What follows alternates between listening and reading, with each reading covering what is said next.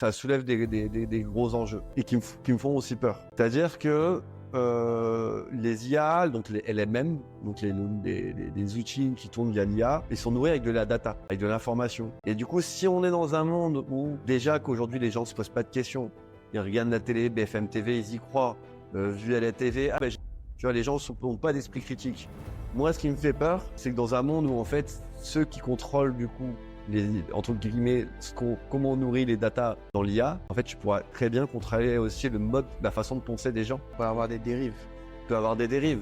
Tu vois, si à un moment donné, imaginons, on est en plein en ce moment là, aujourd'hui c'est jour, il y a des élections, etc. Imagine, tu mets plein de data dans un sujet sur l'IA et du coup on reprend ces data en bout de course. En fait, ça peut impacter énormément.